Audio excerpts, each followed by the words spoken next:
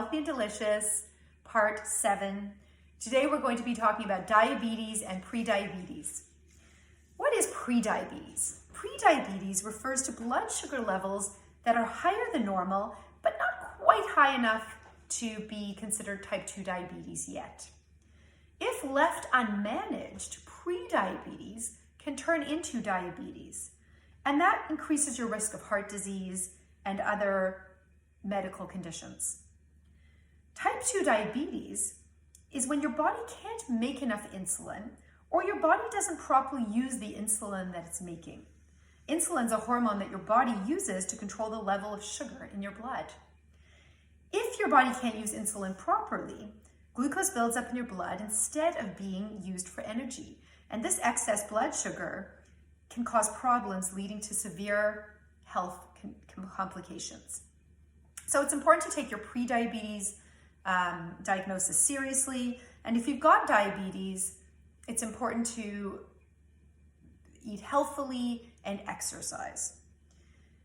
The good news is that more than half the cases of type 2 diabetes can be prevented or delayed.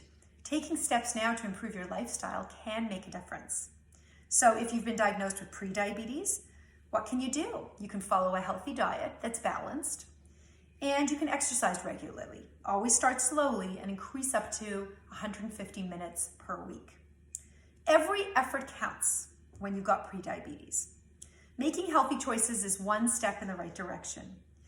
Here are some healthy tips for diabetes management. Number 1, watch your portions.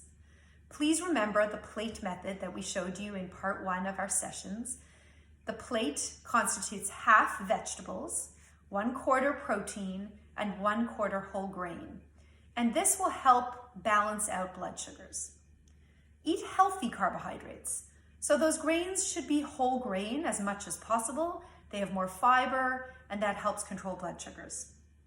Eat more whole foods than less highly processed foods. The ones that have less ingredients are better than the ones that have more ingredients. Eat more vegetables and fruit. I always say, eat a rainbow every day. Limit sugars and sweets, and be consistent with your carbohydrates. We wouldn't want you to eat all your bread and all your popcorn and all your rice in one sitting. It's always best to spread it out throughout the day, just like the plate method emphasizes. Choose good fats. Fats like oils, nuts, seeds, avocado are great to have in your diet daily. Drink water instead of fruit juice. You'll be saving yourself a lot of extra sugar and calories. And do a little bit of planning ahead when you can for healthy meals. Speaking of planning ahead, let's get started on our overnight oats. Overnight oats is an easy, healthy, hot breakfast that you can prepare the night before to eat in the morning. It can be eaten hot or cold.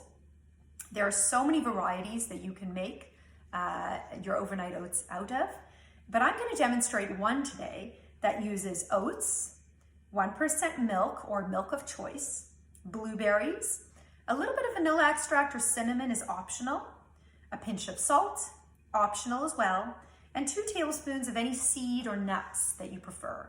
They could be chia seeds, almonds. I'm using chia seeds and flax seeds.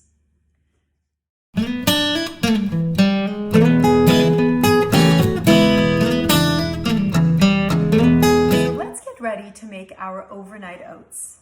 What we're going to need today is we're going to need a 1/2 cup of oatmeal. So I just use the Quaker. You can see it's the quick oats, so nothing fancy. You just don't need, the recipe does not call for any steel cut oats. So as long as you're using any instant oats or plain oats that doesn't have any added sugar or salt, that one's great. And I'm just filling my mason jar with 1/2 cup of oats. That's the first step. The second thing we're going to add to our overnight oats is fruit. So I'm going to use 1/2 cup of frozen blueberries. Now you can use any frozen or fresh fruit here. I'm going to use my frozen blueberries that are a beautiful color. They're filled with antioxidants, and I'm going to put those into the mason jar as well. This is a really easy recipe to prepare the night before, and you're all ready to go. After our blueberries, I'm going to add half a cup of milk. So you can use any milk here. I'm going to use a plant-based milk, but you can use cow's milk, oat milk, soy milk. Here is my unsweetened soy milk that is fortified with calcium. The reason I know that it's fortified with calcium is because it says on the side of the label, beside calcium, 300 milligrams. I'm shaking it really, really well so that the calcium doesn't sit on the bottom of the Tetra Pak. And again, I'm going to pour about a half a cup. I should call this the half a cup recipe since everything's a half a cup. It's easy to remember. Into my mason jar. After this, the optional add-ins are vanilla. Adds a little bit of a nice flavoring. So you can just put a drip, drizzle of that, or an eighth of a teaspoon if you want to measure it. You can put a pinch of salt. So I'm going to just literally put a pinch of salt in there. And if you've been told to watch sodium, you don't need to add the salt. I'm going to add a tablespoon of ground flaxseed. So this is my ground flaxseed that I'm using. I'm not using whole flax seeds, I'm using ground flax seeds so that I can absorb the omega-3 fat. And I'm putting a tablespoon of chia seeds. You can put any seed or nut into this overnight oats. You can put almonds, you could put cashews, you could put sunflower seeds. If you're allergic to nuts, you could put pumpkin seeds. So there are a lot of options. This is all that I need for my mason jar overnight oats. I'm going to and another optional add-in is a sprinkle of cinnamon. So you can always add that in, adds a lot of flavor and is a really healthy seasoning to add in. I'm going to take this, I'm going to put it in my in my fridge overnight with a lid on it. This is one that I made yesterday. You can see I made it in a smaller mason jar and it's ready to go for a breakfast, but this can sit in the fridge for 2 or 3 days. So I've got 2 overnight oats that are going to go in the fridge, and I will have 2 breakfasts ready for me over the next 2 days.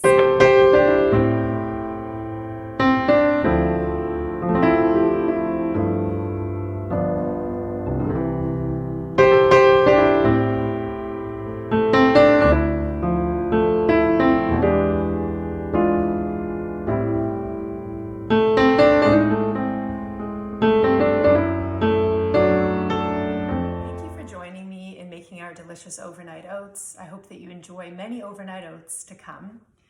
Couple of tips for you.